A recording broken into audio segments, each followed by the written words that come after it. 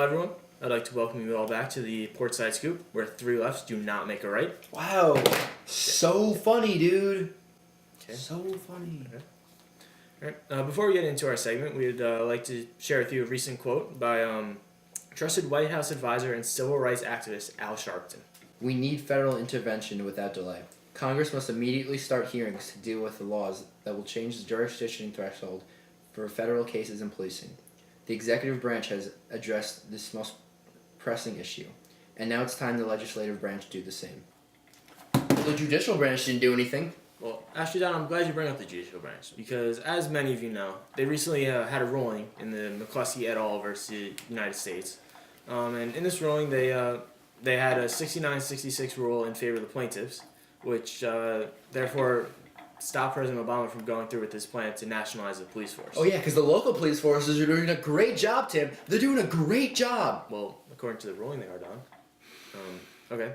Well, anyway, the opinion papers from the justices were recently released, and the first one that we have is from Justice McBride. So we're going to take a look at this and just a couple excerpts from her. Although Pancato's argument that such cameras could reduce racial profiling and crack down on accusation and argument. Why are we implementing this? Can I finish the quote? Thanks. Okay. The cameras and polygraphs infringe upon human rights and therefore is unconstitutional. Where in the Constitution does it say I can't have a video camera, Tim? Okay.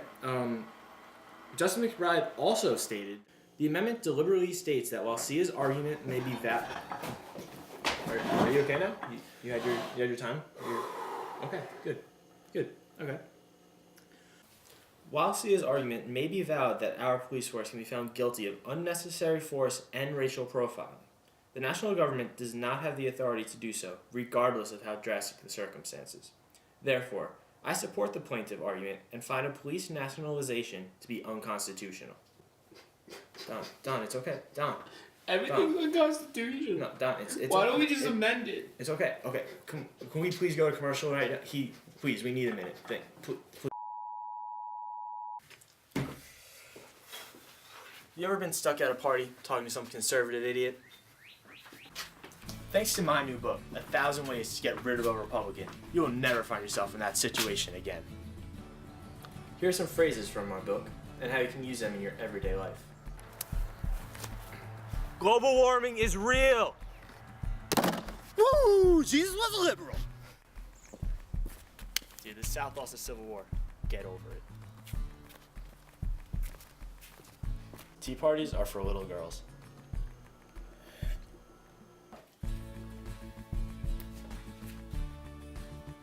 The Earth is round.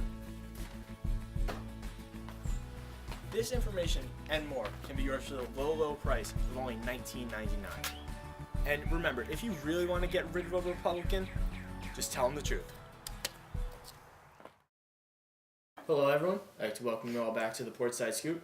I hope you enjoyed that commercial. I mean, I can't speak for you, Don, but that's one of my personal favorites out there. It cheered me up a little bit, Tim. Yep, okay, so you think you can handle this next section for us? I think you do it. I think you can do it. You got this, bud. All right. Well, in the court case, one of our favorite lawyers, John Lockhart. What a guy. Oh, John Lockhart. He argued the broken window theory. It was a great argument. It really hit home. Right here. Mm-hmm. His entire argument was backed up by scientific research and studies. Even one of the studies was done by Bernard Harcourt and Jens Ludwig, which it was very interesting to listen to. Mm-hmm. One of the Supreme Court justices, Mitchell Berger, wrote a dissenting opinion about his argument, and here's a little quote by it. The final study Lockhart focused on was that of Bernard Harcourt and Jens Ludwig. They looked at an NYC Department of Housing and Urban Development program that relocated inner-city project housing tenants into more orderly neighborhoods. These tenants should commit less crime once moved according to the broken window theory. However, on the contrary, the two researchers found that the tenants continued to commit crime at the same rate as before. This study shows that crime is based on the persons, not the environment, as the broken window theory suggests. Wow, what an argument. I don't know about you, but I cannot find a single flaw with that. Speaking of that, in Mitchell Berger's dissenting opinion, he actually wrote the only flaw in Lockhart's argument was that he could not provide information on manatee deaths.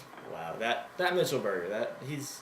Oh, it actually looks like we're out of time. Oh, all right. Oh, okay. All right. I'd like to thank you all for joining us once again on the Portside Scoop. Hope you all enjoyed your time with us. I know we certainly did. No, of course. Yeah. Okay. And guys, remember, Hillary, 2016.